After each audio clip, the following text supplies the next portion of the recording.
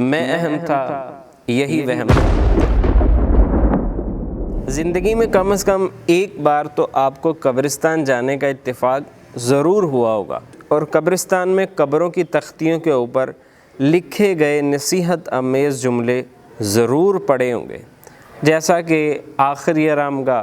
ایسے ہی قبر کی تختی کے اوپر لکھے گئے نصیحت آمیز جملے کے اوپر جب نظر پڑی تو اس نے چونکا کے رکھ دیا۔ وہ جملہ تھا، میں اہم تھا یہی وہم تھا۔ یہ جملہ پڑھتے ہی سوچنے لگ گیا، واقعی انسان جیتے جی اپنے آپ کو بہت کچھ سمجھ رہا ہوتا ہے، لیکن جیسے ہی اس دنیا سے رخصت ہوا خوش فہمی ختم، اور اس پہ اس دنیا کی حقیقت کھل کے سامنے آ جاتی ہے کہ فقط میرے ہونے یا نہ ہونے سے اس دنیا کو کوئی فرق نہیں پڑتا۔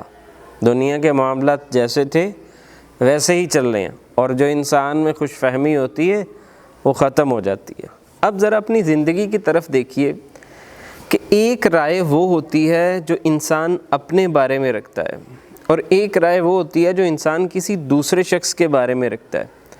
اب یہ دونوں رائے حقیقت پہ مشتمل بھی ہو سکتی ہیں اور خوش فہمی پہ بھی مشتمل ہو سکتی ہیں، اور یقیناً ایک عقل مند انسان اپنے بارے میں خوب اندازہ لگا سکتا ہے کہ میں کتنا اہم ہوں، میری کتنی ویلیو ہے، میری کتنی اہمیت ہے۔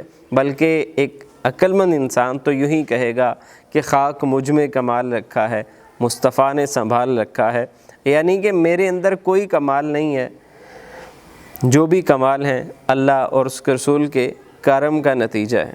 جبکہ خوش فہمی کا شکار آدمی اپنی گفتار، اپنے کردار، اپنے اخلاق، اپنی عبادت، اپنی ریاضت اور اپنے فن، اپنے کمال میں ہی مبتلا رہتا ہے کہ بس، اور نہ صرف ان خوش فہمیوں میں مبتلا ہوتا ہے بلکہ ان کا اظہار بھی کرتا رہتا ہے، اور لوگوں میں بعض دفعہ کہہ رہا ہوتا ہے، ارے بھائی ہم سے بڑھ کر عقل مند کون؟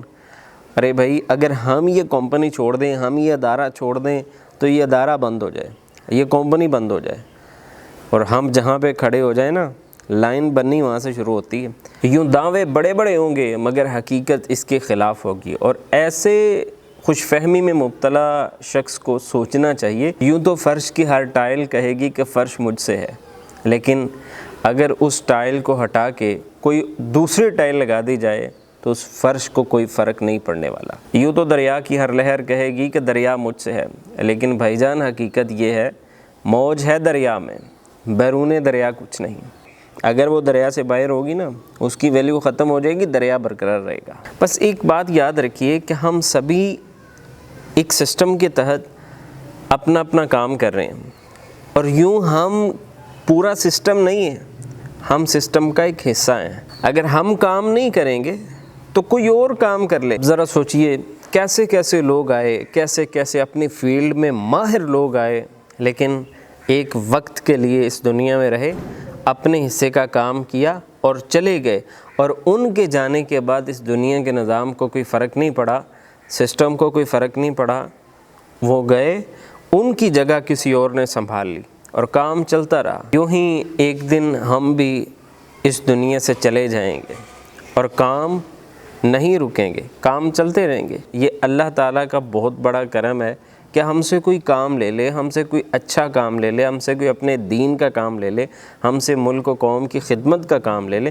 یہ اس کا کرم ہے، اپنا کوئی کمال نہیں۔ اور عقل مند انسان کی نشانی ہی یہ ہے کہ وہ اپنا کمال سمجھتے ہی نہیں ہے۔ اللہ تعالیٰ کی بارگاہ میں ہمیشہ وہ دعا کرتا ہے کہ یا اللہ بس مجھ سے کوئی کام لے لے۔ اللہ تعالیٰ ہمیں اس خوش فہمی سے نکلنے اور حقیقت کو تسلیم کرنے کی توفیق دے۔ اللہ حافظ۔